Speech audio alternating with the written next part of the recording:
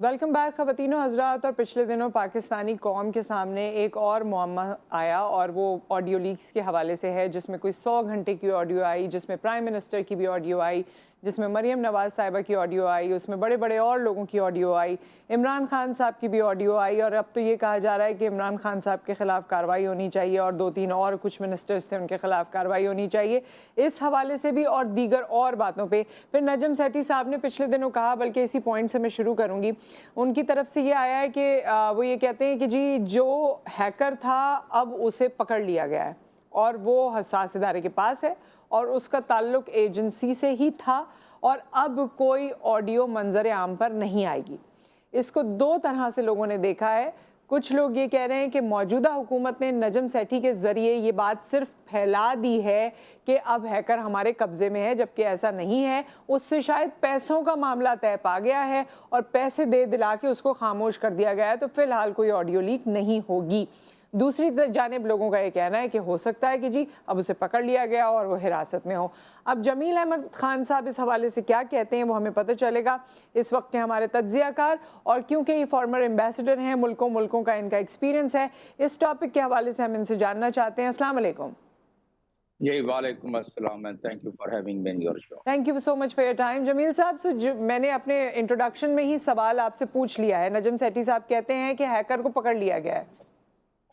जी, नजम सेठी सेठी साहब के पास यकीनन कुछ हक़ाइक़ होंगे, कुछ शवाहिद होंगे, लेकिन अभी ये बात मंज़र आम पर नहीं आई है, लेकिन इसमें कौन-से अचंभे की बात है? अगर हम्म। हैकर ट्रेस भी हो गया है और मुझे तो बहुत इस पे ताज्जुब होगा कि हम्म। अगर हैकर पाकिस्तानी शहरी और पाकिस्तान की सरज़मीन पर मौजूद हो, हम्म। क्योंकि हैकर तो दुनिया में कहीं भी हो सकता है और कहीं से भी हैक करके और फिर वो उसकी जो भी इरादे हैं और जो भी उसके ख्याल है, उसके मुताबिक उसको आगे पेश कर सकता है। जी। तो अगर पाकिस्तानी सरज़मीन से किसी ने किया है तो बहुत बेवकूफ़ हैकर था वो हम्म। और वो पकड़ा गया है क्योंकि पकड़े जा भी सकते हैं और पकड़ा गया है तो लेकिन बात सिर्फ़ पकड़े जाने से फिर तो ख़त्म नहीं होती है हैकर के। हैकर ने अगर ये किया है तो उसके कुछ तो मकासद होंगे, हम्म। या उसको किसी ने इस मामले पर मामूर किया होगा, या इसके पीछे कोई कोई ना कोई साजिश होगी, हम्म। या हैकर के अपने मफादात होंगे। तो हम्म। जो बड़े-बड़े हैकर हैं दुनिया में उनके अपने मफादात भी हो सकते हैं उन ग्रुप्स के, लेकिन मुझे तो इसमें और भी बहुत सारी चीज़ों की खुशबू आ रही है। लेकिन पहले इससे पहले कि मैं आपको बताऊँ, क्योंकि आपके पास वक़्त कम होता है, इससे पहले मैं आपको बता दूँ कि ये टेलीग्राम या जिसको आप साइफ़र कहते हैं हम लोग, उसको साइफ़र जो है ये एक मामूल की बात है, हम लिखते रहे हैं। मैं जब यूएई में सफ़ीर था तो तकरीबन हफ़्ते 10 दिन में कोई एक साइफ़र लिखना पड़ जाता था, इसलिए कि राइट। कोई ना कोई ऐसी बात कहीं न कहीं से मालूमात हो जाती थी। इस जी। जैसे डोनाल्ड लूट जैसे लोग मिलते थे, वो बात कर लेते थे, हम हम्म। अपनी हुकूमत को देते थे। अगर ऐसी-ऐसी बातें जो हम लिखते हैं, अगर वो इस तरह मंज़र आम पर आ जाएँ, तो मुल्कों के ताल्लुकात रहे ही ना किसी और मुल्क से, और हम्म। न सिर्फ पाकिस्तान के बल्कि बाकी ममालिक के भी। तो ये पहली बात तो ये है कि इसकी कानूनी पहलू और सियासी पहलू का जायज़ा लेना 1-2 मिनट में बहुत ज़रूरी है। हम्म। इसका सियासी पहलू ये है कि हर सियासतदान का ये हक है, चाहे वो इमरान खान हो या कोई और हो, कि किसी चीज़ से भी सियासी फ़ायदा उठा सकें और हम्म। खूब उठाना चाहिए, हर सियासतदान को उठाना चाहिए। तो उन्होंने अपने सियासी सियासी मकासद जो भी उनके थे, उसको हासिल करने के लिए अगर उन्होंने मरासला कह के उसको लहरा दिया और हम्म। कहा कि मेरे खिलाफ साजिश हुई है, और उनके खिलाफ उस वक़्त तक ये 27 मार्च की बात है, जबकि मार्च के अवाइल में ही हम्म। उनके खिलाफ एक नो कॉन्फिडेंस मूव शुरू हो चुका था।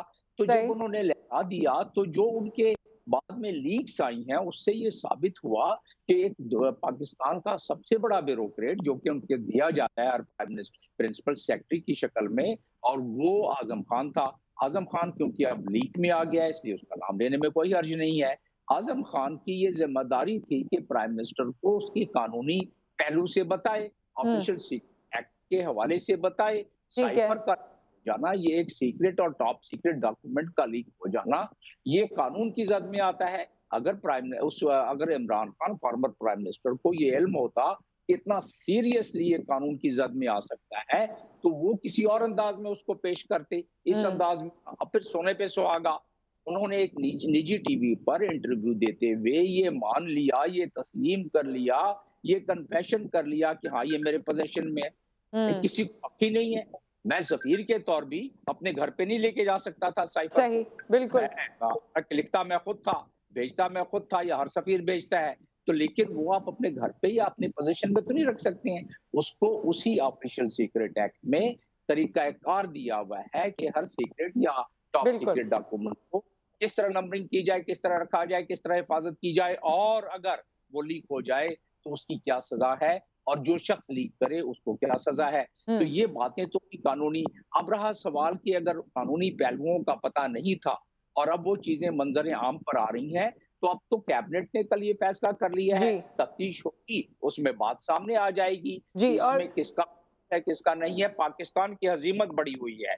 पाकिस्तान की इतनी ज़्यादा हज़ीमत हुई है कि अगले 10 साल तक हम इसको रिपेयर इस डैमेज को रिपेयर करना हमारे लिए, हमारे सफ़ीरों के लिए मुश्किल हो जाएगा। ठीक है, जमील इसलिए साहब इसके और भी कुछ पहलू हैं जो मैं आपसे पूछना चाहती हूँ। एक तो आपकी बात को मैं सेकंड करते हुए ये भी लोगों को बताऊँगी कि डोनाल्ड ट्रंप भी इसी तरह का अपना एक दस्तावेज़ था, हुकूमती दस्तावेज़ात थे, जो वो अपने घर ले गए थे और उस पे फिर उनकी प्राइवेट जगहों पर छापे पड़ना शुरू हो गए थे। तो हुकूमतें तो फ़ौरन को रिएक्शन करती हैं।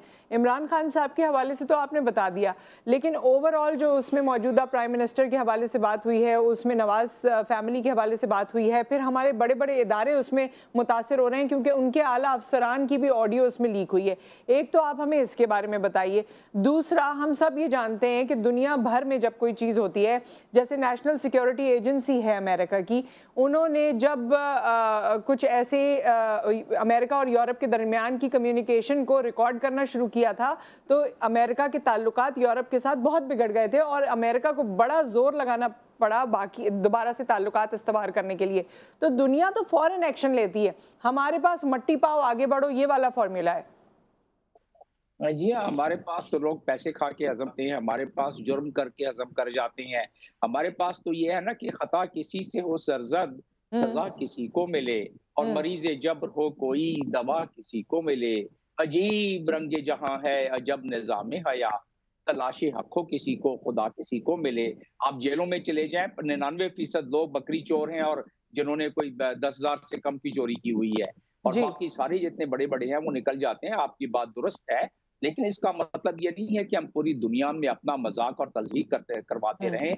जब दुनिया को ये पता पड़ेगा कि पाकिस्तान एक एटमी क़ुव्वत है और उसकी प्राइम मिनिस्टर हाउस भी सेफ नहीं है, वहाँ उनके पास अगर कोई हमारे मुल्क का डेलीगेशन जाता है, चाहे वो पोर्चुगाल का हो या हुँ, अमेरिका का हो, जर्मनी का हो, फ्रांस किसी भी मुल्क का हो और जब वहाँ जाके वो कहेंगे कि प्राइम मिनिस्टर के ऑफ़िस में जाके तो कोई ऐसी बात ही नहीं करनी चाहिए प्राइम मिनिस्टर से, ये तो उनके लीक सही। हो जाती है और इनके टेप हो जाते हैं। और फिर इसी तरह हमारे सफ़ीर जब बाहर दूसरों से इंटरैक्ट करते हैं, मालूमात लेते हैं, तो वो भी फिर मोहतात हो गए हैं, पहले ऑलरेडी मोहतात हो गए हैं। हमारे सफ़ीर मेरी इत्तला के मुताबिक और अब तो रिपोर्ट भी होती जा रही है, अब उन्होंने ये साइफ़र लिखना जिसको टेलीग्राम हम कहते हैं, लिखना बहुत कम कर दिया है। कुछ ने तो बिल्कुल ही ये सोच लिया है कि भई ये अगर हालात रहे तो फिर आगे जाके क्या बनेगा हमारा? हुँ, तो इसके जो है बहुत दूररस असरात होते हैं, लेकिन हर चीज़ की उसका हल होता है। इस मुल्क के लोगों के साथ अब मज़ाक खत्म होना चाहिए और कम से कम इसकी एक पूरा प्रॉपर इन्वेस्टिगेशन होनी चाहिए ताकि इस मुल्क के लोगों को पता हो और हुँ। मुल्क के जो अवाम है उनको अपनी रियासत पर भरोसा हो। अपनी रियासत पर भरोसा उस वक़्त होगा जबकि दस्तूर की और कानून की पासदारी की जाए, हुँ। जबकि प्राइम मिनिस्टर हाउस से और बड़े-बड़े दफ्तरों से जमील लीकेज ना साहब हो। इस अगर वक्त ऐसा जैसे होता आपने सिक्योरिटी ब्रीच की बात की है, जो सिक्योरिटी ब्रीच हुई है वो भी तो अपने आप में एक क्वेश्चन मार्क है कि कैसे हो गई, इतने मराहिल से गुजर के कैसे हो गई। जो आप दुनिया की बात कर रहे हैं, दुनिया को जाहिर है ये हमारा इंप्रेशन जाएगा तो साथ में ये इंप्रेशन भी तो जाएगा जो हमें कमज़ोर कर रहा है, जो हमारा इंप्रेशन गलत दे रहा है और हमें कमज़ोर कर रहा है। सिक्योरिटी ब्रीच के हवाले से भी मैं चाहती हूँ कि आप ज़रूर बात करें। जी हाँ, बिल्कुल। देखिए, मैं तो अब मुझे इस मामले में इस चीज़ को बड़ी मेरा ज़हन जा रहा है कि जिन लोगों ने ये किया है, उनको टुकड़ों-टुकड़ों में जो टास्क दिया गया है, प्राइम मिनिस्टर हाउस की सिक्योरिटी ब्रीच हुँ, या हैकर अगर हैक किया है, ये भी रिपोर्ट मिल रही है कि वहाँ रिकॉर्ड किया गया है, 8 जीबी का डाटा रिकॉर्ड किया गया है, जिसमें कि पता नहीं और क्या-क्या चीज़ें आएँगी हुँ, और कितनी हमें नदामत होगी। इस मुल्क के वासियों को कितनी शर्मिंदगी उठानी पड़ेगी बाहर जाके या अपने मुल्क में। तो ये तमाम चीजें तो आगे सामने आएंगी। ब्रीच तो हुआ है, बहुत सीरियस ब्रीच हुआ है। एक एटमी कुव्वत के मुल्क के सरबराह के ऑफिस में ब्रीच हुआ है, जिससे कि लोगों का कॉन्फिडेंस शेक होना एक कुदरती अमर है। और जब ऐसी सूरत हाल से कोई मुल्क, कुछ मुल्क के शहरी, कुछ उस मुल्क के अवाम जब दो चार होते हैं, तो जाहिर है उनका भरोसा, उनका वसवसा बढ़ना शुरू हो जाता है। तो लिहाजा इस चीज की, जैसा कि मैं कह रहा हूं, इसको फुल स्टॉप करने के लिए, ताकि दुनिया को भी कॉन्फिडेंस हो कि अगर ऐसा हुआ है तो जिस तरह बड़े बड़े स्कैंडल दुनिया में होते हैं, 10 डाउनिंग स्ट्रीट में हुआ है, व्हाइट हाउस में हुआ है, लेकिन जिस तरह के आपने अभी खुद जिक्र किया यूरोप और अमेरिका के मामले में, वो फौरन फिर उनको पकड़ा जाए। अभी अमेरिका ने 4 दिन पहले पकड़ा है अपने फौजी एक जोड़े को, जिसने के अपने मुल्क के फौजियों के सेहत के डेटा रशियंस को दे दिया था। उन्होंने फौरन पकड़ लिया उसको, और आप देखें कि क्या असर होता है। तो ये तमाम चीजें जो हैं, इस पर हमें अब वो मजाक नहीं खेलना चाहिए जिस तरह हम केसेस में खेल रहे हैं कि बहुत सारे केसेस बन गए, बहुत सारे केसेस खत्म हो गए, बहुत सारे पैसे लूटे गए, बहुत सारे पैसे लूटने के बाद हजम कर लिए गए, और ये अवाम जो है खोखली होती गई, ये कौम खोखली होती गई, ये मुल्क खोखला होता गया, और आज नौबत यहाँ पर पहुंच गई है। तो ऐसा सिलसिला अब इसको बंद करने के लिए चाहे सुओ मोटो एक्शन लिया जाए, और किस चीज के लिए सुओ मोटो एक्शन लेना चाहिए, अच्छा, छोटी छोटी बातों पर। डॉक्टर जमील एक और बात मुझे बताइए। राना सनाउल्लाह साहब के हवाले से भी कहा जा रहा है कि ये सब कुछ जो हुआ उसमें उनको आज खुद इस्तीफा दे देना चाहिए था, क्योंकि उनकी काबिलियत या उनकी जो पोजीशन है वो बहुत क्वेश्चनेबल हो रही है इस वक्त। लेकिन हमारे पास राना सनाउल्लाह साहब के हवाले से कोई ऐसी स्टेटमेंट, कोई हुकूमत की तरफ से बात सामने नहीं आई। देखिए, प्राइम मिनिस्टर हाउस की सिक्योरिटी के लिए वहाँ महकमे मौजूद हैं, जी, प्रोटोकॉल्स मौजूद हैं। जी, के तहत वहाँ सिक्योरिटी की जाती है। प्रोटोकॉल्स के अलावा वहाँ के लिए उस पे आईबी की सबसे अहम जिम्मेदारी है कि वो उसको रोजाना स्वीप करे, रोजाना क्लियरेंस दे, रोजाना सर्टिफिकेट दे कि यहाँ कोई बगिंग नहीं हुई है, और ये बिल्कुल ऑफिस क्लियर है, ये प्रेमिसेस क्लियर है, जहाँ प्राइम मिनिस्टर या हसास लोग जहां मीटिंग कर रहे हैं वो क्लियर है। वो अगर फर्ज कर रहे हैं कि वीवीआईपी अगर कराची या कहीं और दुनिया में या अपने मुल्क में जाते हैं, तो उनकी पहले उस इलाके की स्वीपिंग होती है, कोई बगिंग शगिंग तो नहीं हुई है। एक तो ये हो गया। दूसरा, प्राइम मिनिस्टर हाउस में पुलिस लगी हुई है, प्राइम मिनिस्टर हाउस में स्पेशल ब्रांच लगी हुई है, प्राइम मिनिस्टर हाउस में बाकी एजेंसियों की नजर होती है। इन तमाम के तमाम लोगों को इस बारे में यकीनन जवाबदेह होना पड़ेगा और बताना पड़ेगा कौन किस वक्त कहां कहां किस किस दिन किस किस हफ्ते क्या क्या ड्यूटी कर रहा था। ये तो जब इंक्वायरी होगी, जब इन्वेस्टिगेशन होगी, तो तब इसकी तहें खुलेंगी। अभी तो ये है सिर्फ एक, इस पे सियासत खेली जा रही है। खुदारा इसको सियासत अगर अपनी जगह पे जिसने खेलना है खेले, इस कौम को तो बता दे कि मजाक क्या हो रहा है इस कौम के साथ, हो क्या रहा है इस कौम के साथ। डॉक्टर जमील, बहुत शुक्रिया आपके वक्त का और इस तमाम इंफॉर्मेशन का, एनालिसिस का बहुत बहुत शुक्रिया। Thank you so much.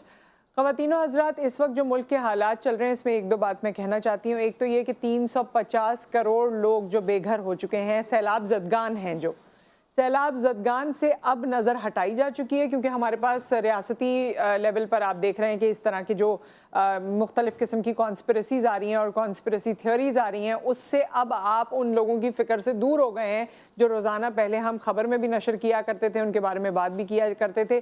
फिर उससे आने वाली जो फंडिंग है और बाकी तमाम चीज़ें हैं, सबका रुख जो है वो तब्दील हो चुका है, और अब इन ऑडियोज़ के पीछे तमाम लोग लगे हुए हैं।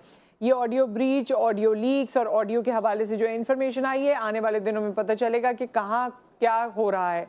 मैं खुद भी prime minister house, PM secretariat बहुत दफ़ा गई हूँ इस्लामाबाद में, और वहाँ पर काफ़ी अच्छा प्रोटोकॉल होता है। आपका मोबाइल पहले ले लेते हैं, आपको एक नंबर दे देते हैं। उसके अलावा अगर ख़वातीन है तो वहाँ ख़वातीन स्टाफ है जो आपकी चेकिंग करता है, वो बिल्कुल एंट्री पर है। उसके बाद जैसे जैसे आप आगे बढ़ते हैं, वहाँ पर दोबारा आपको बार बार चेक किया जाता है, and finally when you are in some room तो उसको भी अलग तरीके से वेट किया जाता है। इन तमाम चीज़ों के बावजूद अगर कुछ ब्रीच हुआ है तो जाहिर है ये बहुत बड़ा सवालिया निशान है, और अब तक सिर्फ बातें आ रही हैं। देखते हैं कि नजम सेठी साहब ने जो बात कही है वो हैकर अगर पकड़ा गया है तो उसके बारे में तफसीलात आनी चाहिए, सो दैट आवाम को या कौम को भी पता चले कि हम कितने पानी में हैं। और अगर नहीं पकड़ा गया है, अंदर खाने कोई सेटलमेंट हो गई है, तो मेरे ख्याल में वो भी थोड़े दिनों में आवेज़ा हो ही जाएगा। एक ब्रेक यहाँ पर आ गया, ब्रेक के बाद हम वापस आते हैं और फिर कंटिन्यू करेंगे।